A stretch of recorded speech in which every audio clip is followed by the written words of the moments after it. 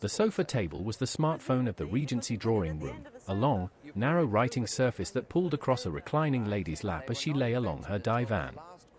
The form was first illustrated around 1791 in Thomas Sheraton's cabinetmaker and upholsterer's drawing book, peaked in the 2 decades before 1820, and then dwindled as new sofa designs left no room behind them.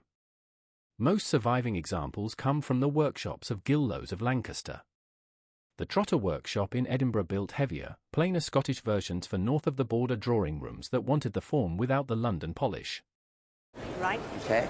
Now, is it a family piece? Yes, it is. Right. It belonged to my greatly beloved great-aunt Prudence. Greatly beloved. Oh, I think so. Yes. She left you. This is Yes, lovely. she did. Was she Scottish or any Scottish relations at all? No. English.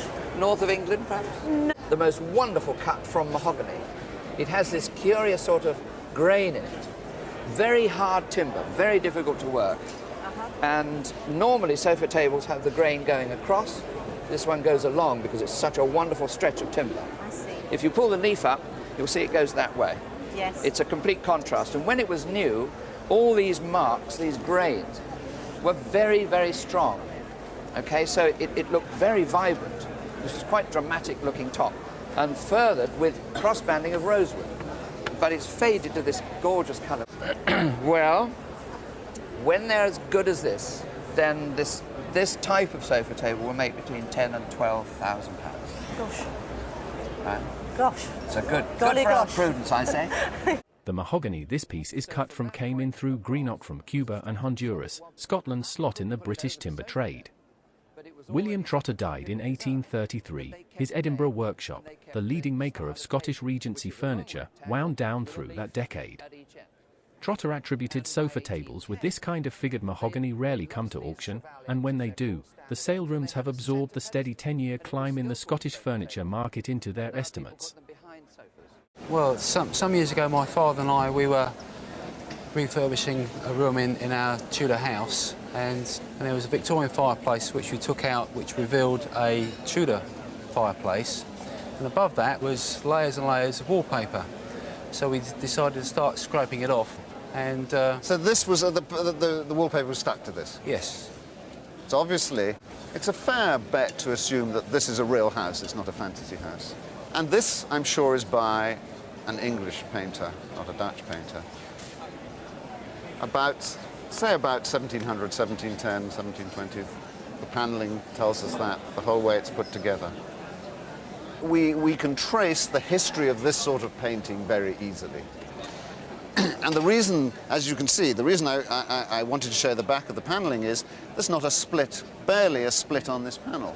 And the reason is this is seasoned wood, 20-year-old wood, so it doesn't move. Good lesson for builders today. British country house portraits like this one, the formal red brick facade, the geometric parterre, the implied owner who never appears in the frame, exist as a tiny class of survivors. A small number sit in National Trust properties, most of the rest are in private homes that have descended in the same family. Surviving examples on oak panel rather than canvas are rarer still, because oak panel painting had been largely abandoned in England by 1660 in favour of cheaper Flemish imported canvas.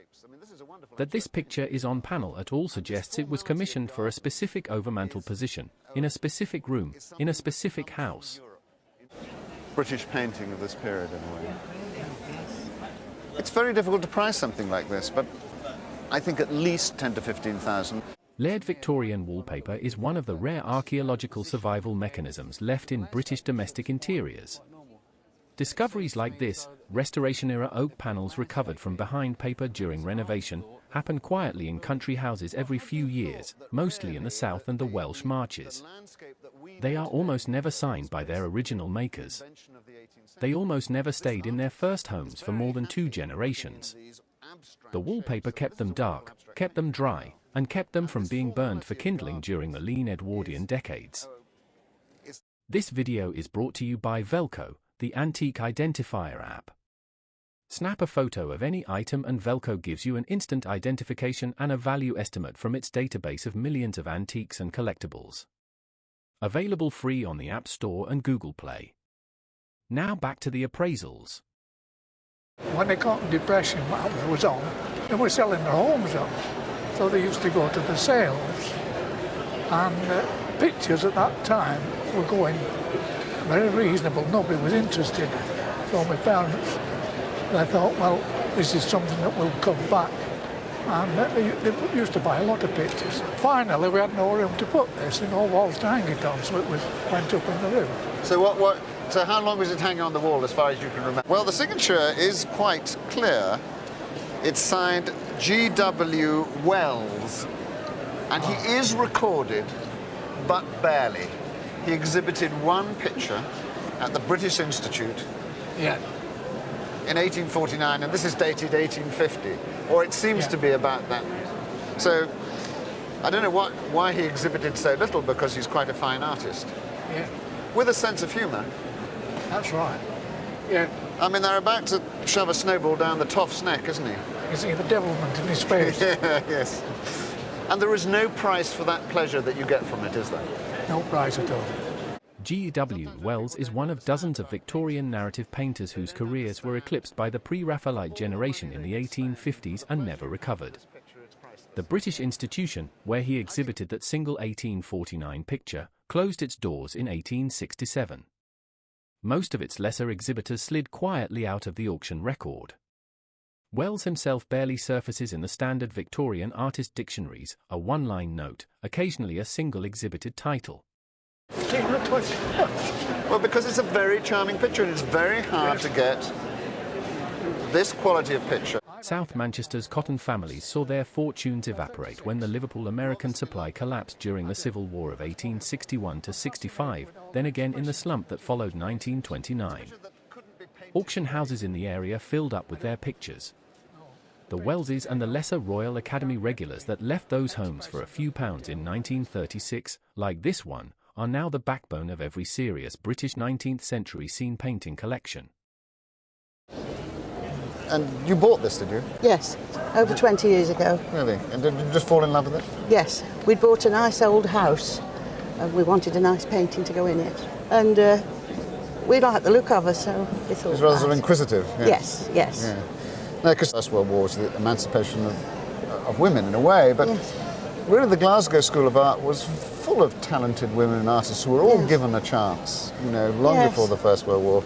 And she is one of them. She's terribly rare, her paintings. Really?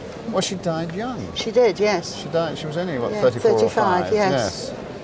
We see here somebody who's just gone for it and produced, as you say, this beautiful, inquisitive, bright-eyed. Yeah. You feel the intelligence of this girl. Yes.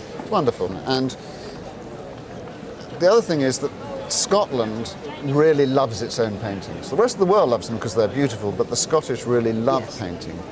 And so value their own paintings. Yes. And so McNichol is part of that. So I think that this picture is certainly worth 25 to 30,000. And I could see it. Bessie McNichol died in 1904, aged 34, from complications of childbirth. Her total surviving output is small, most of it still in Scottish private hands 120 years on. Major Scottish public collections, Kelvin Grove in Glasgow and the National Galleries of Scotland in Edinburgh, hold a handful of her pictures between them. The market for her generation of Glasgow women painters has climbed steadily as the Glasgow boys' prices have hardened, and a portrait of this scale and condition by McNichol is exactly the kind of picture that would now attract serious Scottish collection bidding at auction. Most minute repeaters live inside round pocket watches. Squeezing the same complication into a rectangular wristwatch case, a watch you actually wear on your wrist, was the watchmaking flex of the 1930s and 40s. Goubel in Lucerne sold these to bankers, industrialists, and the occasional opera singer. They didn't make the movements themselves, they retailed the work of Lecoultre and one or two unnamed Vallée de Dieu workshops, signing the dials with their own name as Switzerland's top-tier retailer. Done that in a way, but otherwise, apart from that, it's such a fine sculpture. In a way, it's a surprising model to come from the Meissen factory. It's, Isn't it? Yes, it's not unusual. typically German study at all. And this is about as good in its period as the finest wares of the 18th century. What would you call the period? I would have thought about 1900, something like that. Getting very much stylised. I don't know the modeller. The animal is so well modelled. I think it's probably a good animal sculptor like Esser or someone, but it's unfortunately not signed. It does have all the clear marks you expect to see on a Meissen figure. The cross swords there. Absolutely genuine, one of the most imitated marks of all time, but that's as a mark should be. But the nice thing to look for, it has also the model numbers impressed into the clay. So it does. A letter followed by numbers, and that's the sort of serial number you'd expect on a Meissen figure, written in by hand, and another little workman's number impressed. It's got the signs that Meissen should have, and that proves, together with the quality, You could say that's genuine that Meissen. it's a Meissen figure, and a jolly fine one, and a rare piece. Minute repeating means the watch chimes the time on two tiny gongs, a low note for each hour, a higher note for each minute, when you slide a lever in the side of the case. The mechanism took 18th century clockmakers months of hand fitting in their workshops. Squeezing it into a rectangular wristwatch case requires repositioning every wheel and gong by hand. Production figures across the whole industry were tiny, at most a few dozen a year at the absolute pre-war peak. It's Swiss, of course, and just looking at it here I can see a small mark saying it's 14 karat gold, and it's clearly for the German market because we've got both the day and the month indication in German. The other, for a while and not very familiar with how it works, have you actually seen the gongs in operation at all? No, I haven't actually. Well, let's have a look at that. Press that button again and the gongs strike. Oh, how interesting.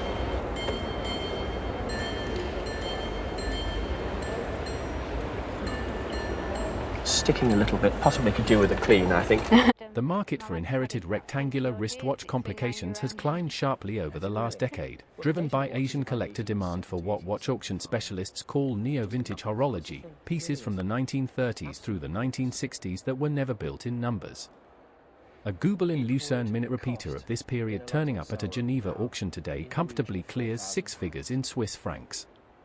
The owner here was about to put the watch back in his pocket and go to lunch. By today's prices, £50,000 is the floor, not the ceiling. Thanks so much for watching. If you enjoyed this one, hit the like button and subscribe so you don't miss the next. And there are plenty more incredible appraisals waiting for you on the channel, go check them out.